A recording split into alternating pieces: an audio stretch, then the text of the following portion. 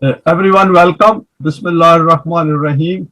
Today's talk is continuing with Surah Yusuf, chapter 12, and today we'll cover verses 54 to 62. As usual, these are the references, and this is our contact. Summary of Yusuf's self-development so far. If you remember, we have covered verses 1 to 54, and over here I put down salient points. Yusuf was determined to follow Allah's wahi, and in the process, his brothers threw him into a well from where he was rescued by a passing caravan. These people took him to Egypt, where they sold him for a paltry amount. They did not value him as a human being. The Aziz of Egypt bought him to work for him in his home. Probably he was looking for a slave or a servant or both. Yusuf worked hard, acquired an eminent self, and learned all about aspects of state affairs. He attained full adulthood, and Allah declared Yusuf to be among Muslimin based on his Iman and Saleh deeds. Next is the wife of Aziz plotted to seduce Yusuf, which he opposed with his full determination, and he was successful in proving his innocence. The wife of Aziz became vindictive and schemed with the help of other women of the elite in society, and Yusuf ended up in prison. Yusuf remained in prison for a number of years. Then Yusuf never gave up and continued his mission even in prison whenever the opportunity arose. He helped two fellow prisoners to interpret their dreams, and these materialized just as Hazrat Yusuf had explained. One prisoner was released but forgot to mention Yusuf's case to the king. The king saw a dream, and this ex-prisoner conveyed the interpretation of this dream by Hazrat Yusuf to the king. Yusuf got his case investigated and was declared innocent, and thus was released from the prison. So from here we now start the next part. Verses 54-55, and Yusuf meets the king, issues discussed in detail. First verse is وَقَالَ الْمَالِكُ أُوتُنِي بِهِ أَسْتَخْلِصْهُ لِنَفْسِي فَلَمَّا كَلَّمَهُ قَالَ إِنَّكَ الْيَوْمَ لَدَيْنَا مَكِينٌ أَمِينٌ. The king, after coming to know the true state of affairs, said, "Bring Yusuf to me. I wish to accord him a special position close to me by elevating him above others. He will be my closest advisor." Hence, when the king spoke to Yusuf, then his other attributes became manifested to him. He said, "From today you have acquired the status of the possessor of great respect and competence in our eyes. Your trustworthiness and integrity have been proven." The next verse is, "Qala aj'alni ala khazain al-ardi inni hafizun alim." So he had a good discussion with the king, and some of these points I have covered subsequently. And over here now, Yusuf said to the king that the secret of prosperity of the nation of Egypt lies concealed in the riches of its land. Place the responsibility of these treasures, the produce of the land and economic affairs, in my control. I will protect these because I know how this is done. Now, king sums up his criteria for selection of Yusuf. Note that the king states that he has selected Yusuf for his own self, that is, for king himself to manage state affairs. This is initially based on two appraisals. Firstly, the identification of the problem and solution based on potential evidence, i.e. 7 years of good produce from the land, and then to use this to counter the effect of subsequent years of famine. For this, the king recognized that he has no one to do it. This is important, that the king recognized it. So he had the ability to recognize the potentials of others, or he achieved this when he went through the whole process of investigation and then talking to Hazrat Yusuf. He knew it from the kind of response he received to his dream, because others couldn't interpret his dream. They even said that we don't know, this is all confusing. This reflected the knowledge and intellectual acumen of Yusuf and his very high eminence which he had achieved by then. Secondly, the moral character of Yusuf, where he refuses to leave the prison despite the offer from the king and desires his case to be investigated first. This is a hallmark of Hazrat Yusuf's character, that he refused to come out of the prison until he is proven innocent. This, combined with the first aspect, moves the king to declare him to be Amin. Competence and trustworthiness are important character attributes to get things accomplished. An education system should promote these aspects. For Deen, we look for these character attributes together with others. So I thought we should look at it that what is in it for us. In the second verse, Yusuf also adds to this aspect by calling himself Hafizun Alim. He puts forward his detailed understanding of the problem and its solution and asked to be made responsible for the affairs of the land. And he said, Ajalni ala khazain al-ard, that you hand over the whole of land's responsibility to me, I will sort it out for you. An important point for us here is that if we have the competence to do something, then we need to have confidence and desire to offer our service for a potential job and to not hold back. I.e., if some opportunity arises or we make an effort to create an opportunity. The important point which I thought is that, for example, when we apply for a job, we offer our services to that particular, against that job, and we submit our CV. So it is nothing new over here. In a human world, it is human beings who do the job. So if somebody is competent and he or she do not offer their service, then some incompetent fellow will be in that place. And we know that the incompetent people, what they do to any job. Here Yusuf has availed this opportunity and put forward his expertise for the good of the people. Because over here people are involved, there is an impending famine coming. And Hazrat Yusuf cannot hold back his competence. And the king accepts it because he knows there is no one else there of such chastity, honesty, and competence. He appears to have an aptitude for this. Otherwise, if he was egocentric, then with the acquittal of Yusuf, he would not have taken matters any further. This point, I put it down at a later stage or at a later stage of putting these slides together, that human beings, he could have said that a slave and a prisoner, why should I put him at such a high responsibility? But he was not a sort of a person for whom his own ego was important. Over here, the issue as a king, as a leader, was that he should find a person, or the person is presenting himself who can get the job done. He recognized it and then he took it on as a challenge. So essentially, Yusuf, in king, there were some good qualities in him which were prone towards selecting good human beings or eminent human beings. So he recognized the potentials of Yusuf. Further elaboration in these two verses, that is 54 and 55. We need to view this meeting, that is as noted in 1254, to which the Quran has referred as a series of parleys between Yusuf, the king, and his court officials, cabinet members. Al-Yawma la daina makinun amin. Note the use of pronoun of we. The Quran has left it to us to figure out the details. Because Yusuf is going to have the responsibility of looking after the whole of Egypt. And this needs a lot of deliberations. So it is not a very straightforward thing that he just met the king and everything was hunky-dory and it just started happening like that. So we should know that it was a complex affair and there were a lot of coordination required to carry out the work. Yusuf presented an assessment of state affairs from his perspective. The king filled in the gaps to which Yusuf was to be updated. Because we should remember that at that point in time, Yusuf had gathered a lot of knowledge about the state of affairs in Egypt. Because he kept his eyes open and he gained a lot of knowledge. But still, there must be areas where he did not have access to other details. So he required to be updated. For example, what is the state of the economy in terms of its income and expenditure, and what is the existing outlook and assessment?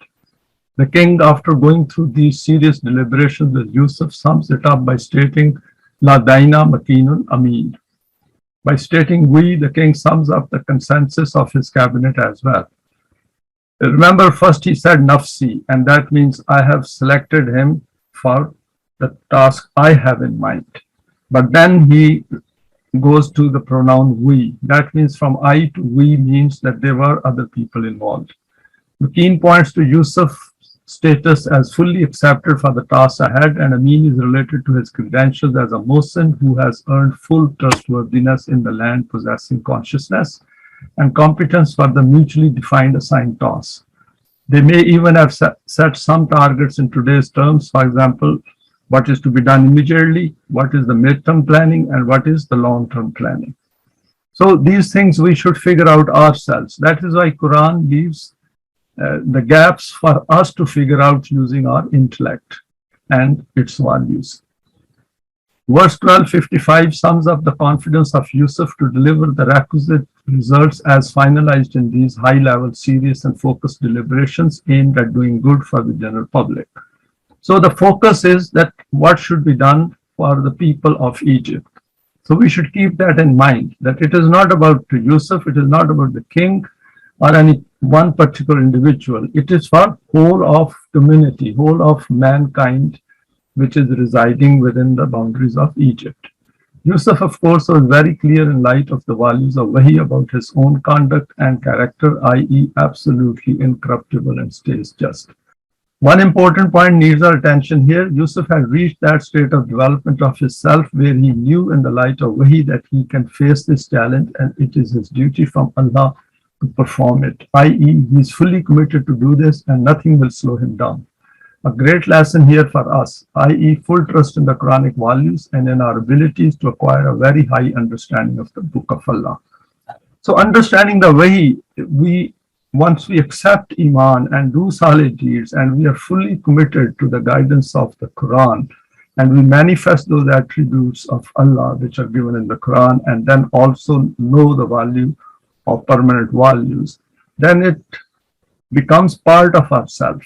Our outlook changes, our vision changes. We see things differently from those who are non-Quranic.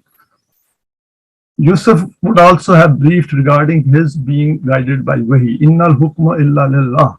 Now we should keep it in mind that Yusuf, while in the prison, he gave that sermon, that talk to his fellow prisoners, in which he said, Innal hukma illa lillah, that I follow the hukum of Allah and there is no other hukum except Allah's. And this is the man of Wahi who has accepted the guidance of Allah's Wahi, and he's all the time working within that and thinking within that. And this is important that Yusuf must have mentioned to the king as well at some stage of his deliberations with him, that the only way to get these things sorted out is to work within the values of the Wahi. This is to be assumed. It may have been at the outset or maybe later.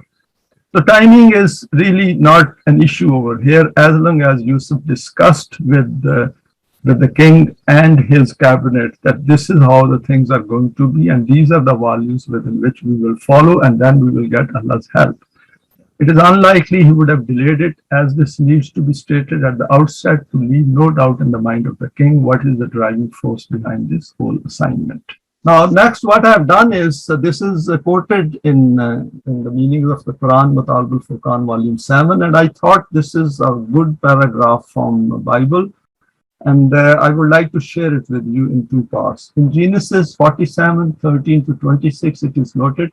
Please note the tampering aspect as well. As I will go through it, just keep it in mind that this is the tampered version of Allah's Wahi, or what is historically reported. Now there was no bread in all the land because the famine was very severe, and the land of Egypt and the land of Canaan became exhausted as a result of famine. And Joseph went on picking up all the money that was to be found in the land of Egypt and in the land of Canaan for the cereals which people were buying, and Joseph kept bringing the money into Pharaoh's house.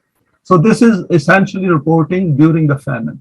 In time, the money from the land of Egypt and the land of Canaan was spent, and all the Egyptians began coming to Joseph, saying, Give us bread, for why should we die in front of you, because money has run out. Then Joseph said, Hand over your livestock, and I shall give you bread in exchange for your livestock, if money has run out.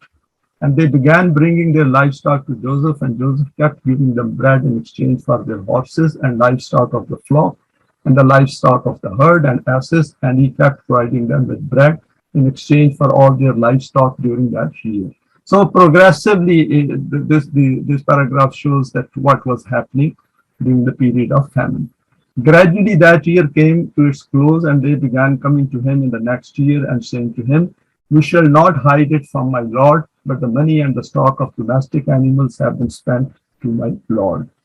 There remains naught left before my lord but our bodies and our land. Why should we die before your eyes, both we and our land?" See, the account is very much infested, should I say, or contaminated with human emotions. It continues, "Buy us and our land for bread, and we together with our land will become slaves to Pharaoh, and give us seed that we may live and not die, and our land not to be desolate." So whoever has written this paragraph, and from the impressions he had, he likes making people slaves. And we cannot imagine from the Quran that Yusuf would have treated them as slaves. So Joseph bought all the land of the Egyptians for Pharaoh, because the Egyptians sold each one his field, for famine had a strong grip on them, and the land came to be Pharaoh's.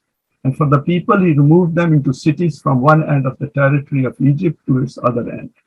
Only the land of the priests he did not buy, because the rations for priests were from Pharaoh, and they ate their rations that Pharaoh gave them. That is why they did not sell their land. So we can see the religious clergy, how they also had very close companionship or closeness to the king at the top. Then Joseph said to the people, "See, I have today bought you and your land for Pharaoh. Here is seed for you, and you must sow the land with it.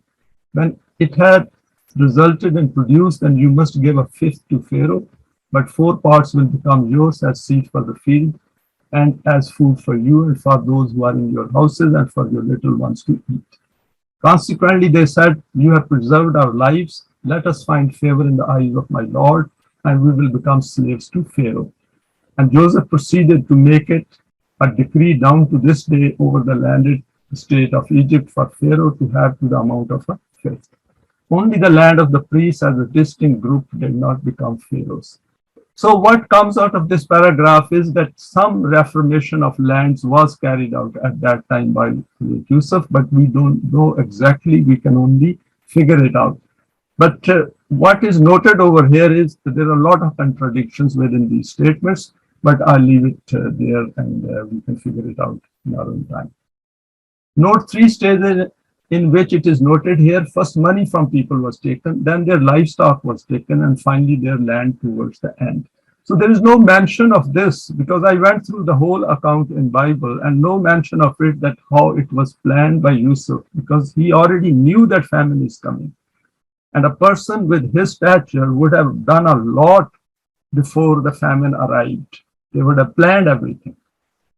We can note obvious contradictions in this paragraph. Few points are clear: that Yusuf managed the land and its produce very effectively. The rest should be seen in the light of the Quran, i.e., how a moment, muttaqi, Muslim self will conduct itself. Now, likely steps taken by Yusuf to address the forecasted famine. Now, this is my conclusion from what is so far we have gone through.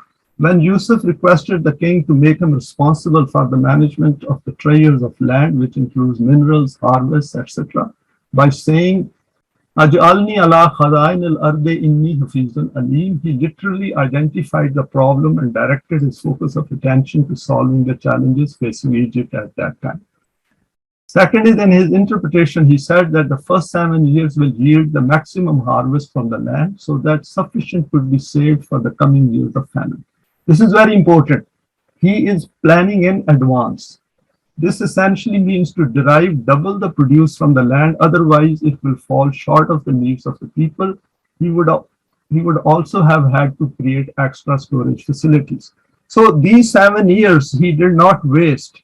And this is what I extrapolate from all this, that he would have made sure that in this 7 years, land should be managed in such a way, its ownership should be managed in such a way that they can get 100% extra produce, which they were getting at that point in time, that is under normal conditions. Only then they can meet the requirements and needs of the next 7 years.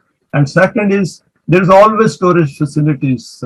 Farmers have some kind of a storage within their own houses, but now he has to look at it, that how much is available in a decentralized form and how much centralized storage facilities have to be created. This required radical measures, but on a progressive scale, as the rich and powerful were not going to give up control of their lands easily. This is also, we should keep it in mind that it was not that the first day Yusuf would have told king that I would like to have the possession of all the land. And whatever measures they had to take was gradually on a progressive evolutionary pace. The Quran has not given any further details about this, but the excerpt from the Torah, though tampered with, points to some possible aspects. Relating this to our time, land cultivation needs human input and planning for the nature of crops to be sown and soil fertilization, and this requires centralized control, effective, competent, and highly motivated leadership, and hardworking farmers to till the land both with incentives and state assistance. I put it down that because it is the farmers who are the backbones of any agricultural economy, and they had to be taken on board and they had to be motivated and they have to be informed as well that what is coming and we have to get ready for that. We have to assume that all this came from Yusuf, who understood this at a fundamental level, that all land belongs to Allah as noted in the Quran. Yusuf would have faced resistance by the vested interests, but with impending famines staring them in the eyes, the king seems to have supported all of his plans. There is a lesson here for us. The law of equator does not spare anyone, and we need to provide education, training, and real-life examples to draw everyone's attention to this fact. The Quran has asked us to warn people on a continuous basis about what they are sending forward for their future. Because Quran has always said that you should watch out what you are sending forward for your tomorrow. Because if you don't watch out, then you will get a surprise once the evil results of your deeds reach you a little later in life. So over here, there is a great lesson for us that plan any downturn in weather, for example, for famine and bad days, when you have good days. So this is important that we should look forward and plan on a long-term basis.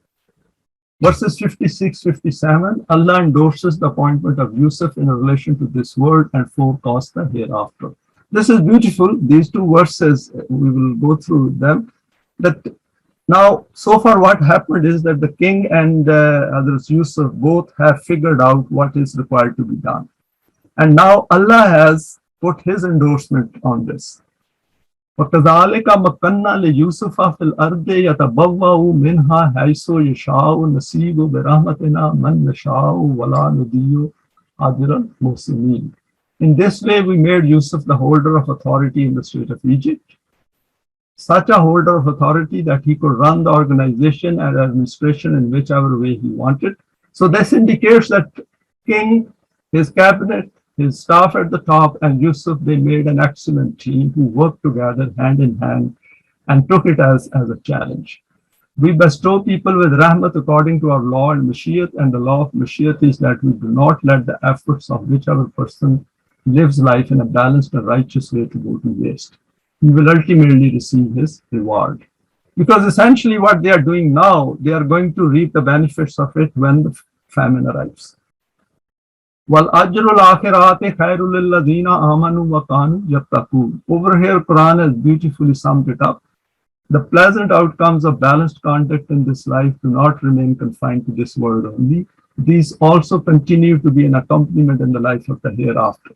Because essentially for Mu'mineen, there is no discontinuation in our life. It continues beyond death as well. So the fear of death, one is that it should disappear. And second is that we should be 100% confident that whatever efforts we are making now, their results will turn up at some stage in the future. And there the state of these is even better than the bounties of this world. Those people who maintain conviction in the truth of the laws of Allah, and by remaining protected from the destructive path, live life according to these laws, achieve all these triumphs. Yusuf gets ready for the next phase of his life in Egypt. He becomes Aziz as stated in 35:10. Now, I have quoted this verse over here because I thought we should get a glimpse of relationship of our efforts with becoming Aziz or getting power in the land. Man kana yuridul izzata falillahil izzatu jamiyan ilayhi yasadul kalimul tayyibu wal amalu salihu yarfa'uhu. والذين يمكرون السيئات لهم عذاب شديد ومكر أولئك هو يبور. We have gone through this verse previously as well, but I thought just as a reminder, and its relationship with what is happening in Surah Yusuf will be quite appropriate. Hence, whichever people wish to imbue themselves with fresh life of power and authority, respect and dignity, they need to understand that power and authority can all be acquired through obedience of the laws of Allah. Now, this is taken from Mafhum al-Quran. In this connection, keep in mind this reality that for loftiness and evolution, rising towards heights, two things are essential.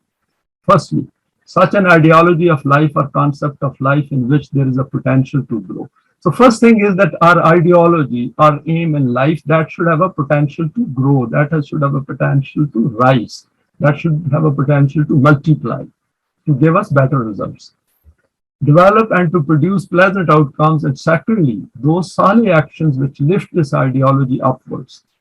The ideology of life bestowed from the direction of Allah has this potential that it rises automatically without an external prop, but its speed according to human count is very sluggish. When human deeds provide support to it, then its speed becomes accelerated. And we know about it that if we leave the universal or cosmic forces to do their job, then human beings are on a very slow pace. It might take thousands of years for change to take place in human world. But when human hands join the cosmic forces, that is Allah's laws, help them and they make an effort, then these things become emergent evolution and things change within a lifespan. Contrary to this, those people who, after adopting the wrong ideology of life, devise such tricks due to which imbalances become created in the human society, these artifices of theirs remain unsuccessful and they themselves fall into the pit of destruction. So those people, when this emergent evolution starts taking place, then those people who oppose it, their decline also goes into a rapid scale, into a rapid decline, rather than the evolutionary pace, which might take thousands of years to materialize. So this is the point which we should keep it in mind, that it is the emergent evolution are efforts which are made by Mu'mineen on a higher scale. These don't go unnoticed. So they have an effect on the other side as well, that is rapid decline takes place on the other side. Verses 56, 57, further reflection. The Quran recognizes the need for establishment in the land for the system of deen to be established, which then practices that value system which it has detailed. Two divine attributes are related to this aspect, which is Aziz and Hakim. The question of the path to power deserves an explanation, and the Quran explains this rationally to us. It recognizes that evil can become established in the world due to lack of action by human beings to counter it, and there being not enough men who possess those qualities which can lead to the establishment of being. In that case, the pace of evolution slows down to the progressive scale, which is progressive evolution. This can take centuries for change to take place, and during this time, many millions of children keep entering the world and leaving it without even reaching the basic human state of being rational. You may have noticed that in our presentations, we go back to these points so that, and we reiterate it with a view to make it established in our consciousness so that we don't forget. We always keep it in mind that we must keep making effort and be persistent. For the emergence, that is emergent evolution of the Jamaat-e-Mu'mineen, there is a longer lead time if the holders of the Quran do not bother to examine it and continue to exist at a lower cognitive level of intellect. In such conditions, a darkness descends on humanity where it takes time for men of understanding like Yusuf, Musa, Muhammad to rise up and question the system around them. In verse 1256, the authority acquired by Yusuf is related by Allah to himself. That is, it is a rahmat from him. Mu'mineen always relate to Allah all their deeds. While Mu'mineen, they make their effort. For example, we are making this effort, but we relate it to Allah, that Allah is making this path easier for us, and we are here together and we are going through his book with a view to develop ourselves. So it is Allah's rahmat on us that we are doing it. So that's the way we should look at it. An excerpt from the Human Self and Iblis. Over here, I thought we should remind ourselves what is written and summed up beautifully in Human Self in Iblis by Allama Pervez. In such a time when for the discovery and exposure of reality, no spark of guidance and blessing is visible in any corner of the human self or on any horizon, in this epicenter of darkness and injustice, a child is born. That is, Rasulullah is born. It is obvious that according to the rules and discipline of lineage and environment, which have been previously described, this child should also do the same as his surroundings. So the surroundings of what were existing, environment which was existing in Mecca at that time, Rasulullah shouldn't have been different, but he was different because he elected to be different. He wanted to be different, as we are trying to be different. But those eyes that see witness that he appears to be entirely distinct from his family and society. He seemed to abhor and be averse to all the wrong beliefs of life which are dispersed invisibly throughout the expanse of the environment like fatal germs. Right from his childhood, he announces his distaste and repugnance for this wrong path of evil on which his forefathers are continuing for a long time, and which is declared to be above scrutiny and critique and research and investigation due to the validity accorded it through ancestral religious tradition. So he observes all this. He sees that what is going on around is wrong, and he is now looking for solution. He was looking for guidance, and Allah sent him the guidance. We were looking for guidance, and we came to the Quran.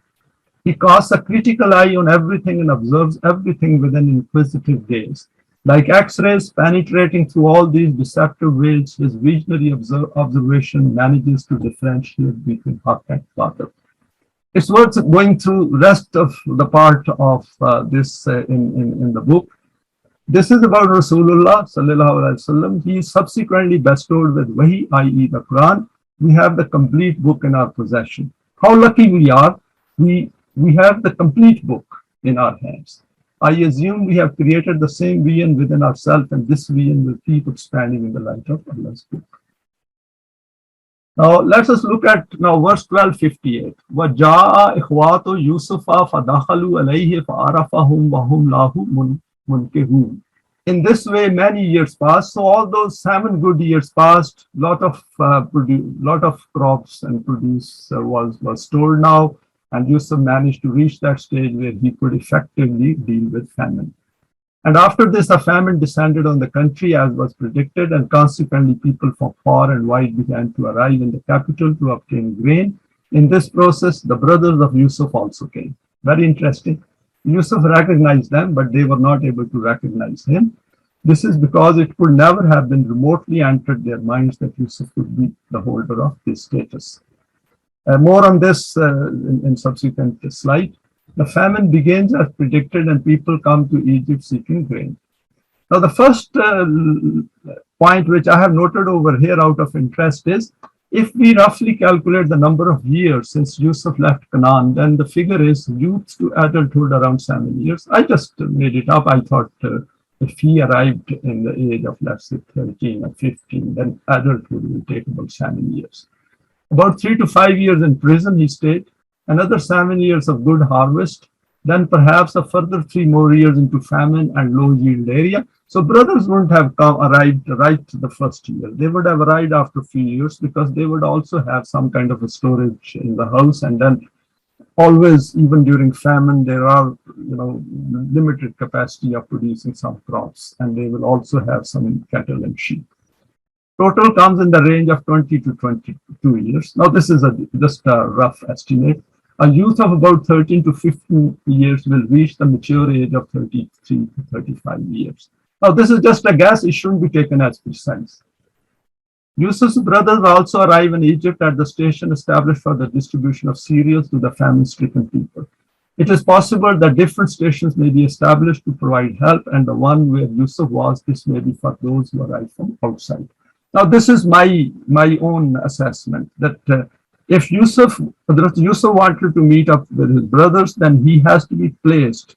Aziz doesn't have to be on every station. He will just go around and check if everything is fine.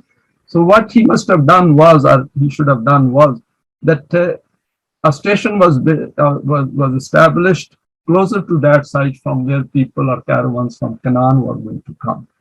And he was there just to see that when his brothers arrive, because he expected them to arrive at some point in time. Yusuf's brothers failed to recognize him, one, because he had aged, and two, they could not have been remotely imagined that he could reach this stature. Another reason is that they had their own stress and worry, feeling vulnerable about getting help in a foreign land. So there are a number of psychological reasons because of which human mind may not go in that direction. Firstly, they never thought that Yusuf will become Aziz and he will be here. Second point is that when we are not looking for something, we are not going to find it. And it has happened with me as well, that I served with certain people, higher ups, and I met them after a few years, and they failed to recognize me despite the fact that we had a good interaction for at least 3 to 4 years. And similarly, we have seen in the case of the Quran as well, people read through the Quran, but they don't pick up the essentials because they are not looking for it. If even rich people don't see it even seen in the word. Why? Because they don't want to see it, because they are not looking for them. They are more self-centered and more busy in their self-interest, and as a result, they forget to notice other human beings. So this goes on all around us. So it is important for us that our level of consciousness should go very high, sky high, where we understand the world in its finest details. The whole picture of what had taken place so far would have passed through the mind of Yusuf, but he shows self-restraint and behaves as normal. So Yusuf has achieved a very high status of eminence and self-control. So for him, disclosing his own self is out of question at this stage. What he all wants to know is what is happening in the affairs of his family. In his assessment, the time for disclosure will come later, an extremely developed self which can wait patiently for a few more years. So this is what he is become, Aziz and Hakim. There is great instruction in this for us: control of emotions, display of high sense of duty and responsibility, and to do things justly as per the laid down law. Now let us look at the next two verses together. Balamma jahazahum bijahazihim qala atuni bakhil lakum min abikum ala tarawna anni ufil kaila wa ana khairul munzili fa in lam tatuni bihi fala kaila lakum indi wala takrabu. Over here I have underlined 2 points, ana over here, and over here I have underlined fala kaila lakum indi wala takrabu, and I will explain it in next slide. When Yusuf had got grain, etc., loaded for them, then as they were leaving, he told them that when you next return, bring this brother of yours with you about whom you have said. Because what happened is that he inquired from them very tactfully, very quietly, that from where they have come and how is their family and who are their members, how is their father, how are the mothers and others within the relations. That he is your brother from your father's side. So he learns that about his younger brother, and these step-brothers or half-brothers said that we also have a brother who is from our father's side. He's got a different mother. We have seen that I'm not a harsh official who will do injustice to someone. I give full measure, and we also host those who come from outside well. So he is now trying to convince them that next time they should bring along these half-brothers of theirs. Hence your father, about whom you have expressed a fear that he will not be agreeable to sending your brother with you, need not feel any danger in sending him here. If you do not bring him to me, then you will neither get grain nor will you have access to me. Now over here it looks as if he's saying that you will not get grain because if you don't bring your brother. It is not the case. Over here he says, Indi wala takrabun, because as an Aziz, he is handing over the cereal to him, and he says that you will not be able to reach me. That is fine, but their cereals and grain is their right to get it if they make a payment for it. Yusuf manages to get update on the affairs of his family, including his father and his real younger brother. Yusuf, through his social interaction, apprises himself with the latest state of his family, which he has not seen for 2 decades. His father is now quite old, and his younger real brother has also grown up. These brothers have also aged. This is very obvious. We can draw this conclusion ourselves. 2 points are noteworthy here. Firstly, it tells them that I give full measure, which is that it is the system is very transparent and very honest. which means everyone knew the scale apportioned for each family depending on numbers. So some kind of a figure must have worked out and everyone knew about it, and it must have been disseminated to everyone to do justice. Secondly, and it was expected from Yusuf. Secondly, it appears that the physical presence of male members is a requirement to be present in order to obtain their share. Now, this point is we will talk later because this thing comes out later on in the discussion in our next presentation that they say that if we take younger brother with us, then we'll be able to get an extra load. This is possible to avoid some people taking away more than their share. As human beings are, the people will always try to create a situation where they can get more cereal than what it has been laid out or what they are supposed to get or they are authorized to get. Stating that you will not get the grain from me may be referring to the share of their brother being handed over this time, but this will not be given next time unless the brother himself comes to claim it. So it is possible. Now, this is my own conclusion. This should not be taken as noted in the Quran, that it is possible that brother's share was given this time, but Yusuf said that you must bring him along next time. And this is a plausibility because he also does not want them to know that the extra interest which he's taking in their brother, there may be something else in it. This point will become clearer later. It also may mean he's stating that this time I, as Aziz, is handing over to you, but you will not get this privilege in case this brother of yours does not come. So he's not threatening them that you will not get your cereal. Cereal they will get, and this will become clearer in our next presentation. However, they will get their share of cereals if they pay for it. Otherwise, it will be injustice not to give them their portion. So one cannot expect on an emotive issue or his personal preference that his brother should also come next time. He is threatening them that I will not give you the cereal. A stature with that kind of a stature of a Mu'min and a Muhsin, Yusuf would have never done it. Yusuf displayed courtesy and was welcoming towards them coming from such a far off place, and he must be courteous to everyone who was coming over there as a human being. And it is not a burden on the state, so he cannot make anyone feel uneasy that as if they are beggars and they have come over here to get this cereal. And they being grateful for according this great favor to them by Yusuf getting access to the presence of the Aziz of Egypt. Of course, they were getting their cereal and they are paying for it. So very straightforward exchange taking place over there. But Aziz being present over there must be overwhelming for them as well. Verses 61 to 62. Qalu sanurawidu anhu abahu inna la fa'ilun. Now, once he asked them that if they could bring their younger brother, that will be better for them. They replied, they said, we will try our best that our father revises his decision, and we are sure that we will succeed in this matter, and bringing our brother with us, we will present ourselves before you. So they were quite convinced that they should bring their younger brother, and convinced their father that he should let him go. وَقَالَ لِفِتْيَانِهِ أَجْعَلُوا بِذَاتَهُمْ فِي رِحَالِهِمْ لَعَلَّهُمْ يَعْرِفُونَهَا إِذَا انقَلَبُوا إِلَىٰ أَهْلِهِمْ لَعَلَّهُمْ يَرْجِعُونَ. Yusuf told his men that the money with which they have purchased the grain from my side, put it in their sacks in such a way that when they reach home and open their load, this money should appear before them, and they recognize that it is their own money, and in this way they return to obtain grain. Now, point noted over here is that he put their money back into their sacks so that once they go back, they realize that they have been, as a goodwill, they have got their money back as well. And we have to assume that Hazrat Yusuf did not put it there from the side of the state, because that would have been not justice. So from his own side, he put it, and he must have compensated the state for that. Money here could mean any mode of payment prevalent at that time for the purchase of cereals, for example, coins, gold and silver ornaments, handicrafts, etc. It appears some money in the form of coins was in use, as the Quran has referred to few dirhams when Yusuf was sold by the Pharaoh people.